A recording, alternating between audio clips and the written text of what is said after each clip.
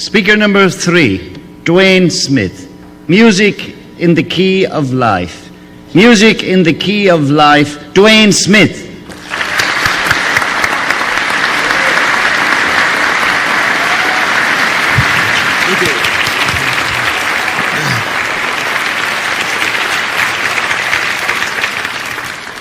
I want to put a song in your heart, some glide in your stride, and some hump in your bump.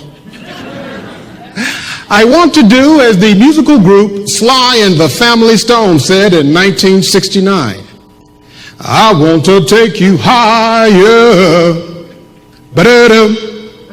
Mr. Contest Master, fellow Toastmasters and guests, I want to take you to a higher understanding of music in the key of life.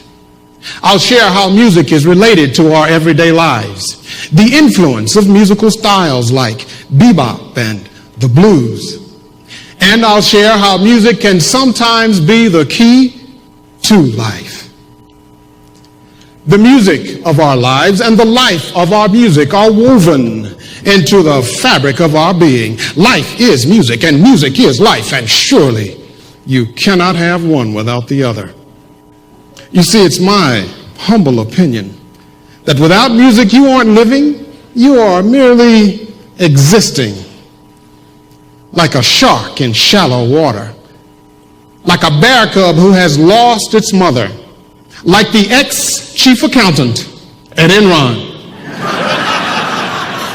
Merely existing. Many of us don't even realize that we go through life with musical accompaniment. As babies, we are rocked to sleep to the sound of a lullaby. Children learn about the world around them musically. I'm a little teapot, short and stout. Here is my handle, here is my spout. Well, thank you. Thank you very much. And have you ever been driving home after a bad day at work, heard your favorite song on the radio, and your spirits were lifted? Only music has that effect. And it doesn't matter what type of music you like. Now, one of my favorite styles of music is called bebop. It's a genre of modern jazz that has severely revamped chord structures, unusually accented rhythmic phrasing, and lots of improvisation. Now, many of us live our lives in a bebop kind of way, in that we tend to do things differently from others. We take on life as it comes, and we make up stuff as we go along. Now, you may have figured out that beboppers don't like to plan. In fact, they like to do as the great jazz singer Ella Fitzgerald once said, and I quote, they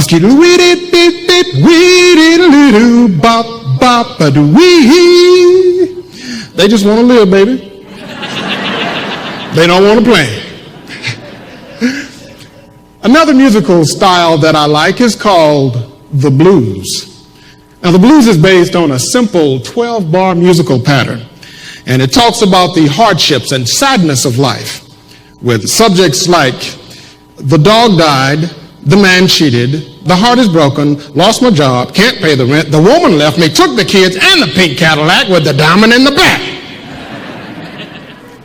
Now that's sad.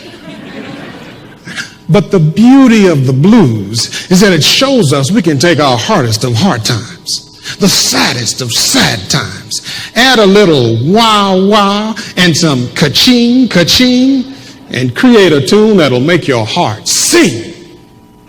That's the blues. A friend of mine once went through some hard times, some sad times, times that were so hard and so sad that he almost committed suicide. His name is Benny, and his mother had passed away a few months earlier, and he just completed a nasty divorce. Benny couldn't stand the idea that his wife no longer wanted him, or that one day his 2 young sons would be raised by another man. Benny felt that these and many other things were all coming down on him at the same time, and that the only way out of this mess was to end it all. He rented a cheap hotel room. As he was sitting there on the bed, listening to the little radio, trying to work up the nerve to pull that trigger, a commercial came on that played to the tune of the Little Teapot Song. Benny thought back to the time that his youngest son was struggling to learn that tune, and he almost smiled. When the commercial ended, the next song was one that reminded him of the time that he and his ex-wife were so in love. And as he began to reminisce about the good old days, he began to feel good inside. But he quickly turned the radio off, click. Because as he told me later on, when you're about to commit suicide, the last thing you want to do is feel good. Ruins the whole moment.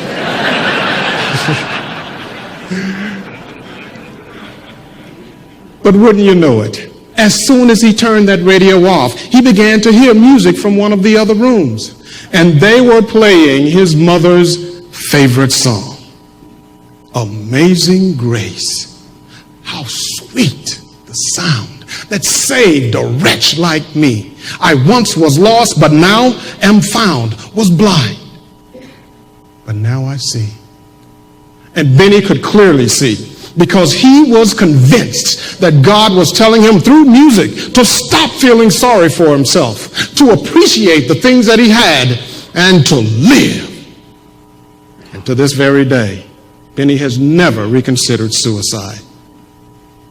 Ladies and gentlemen, music is an important part of our lives. It is with us every day, in every way.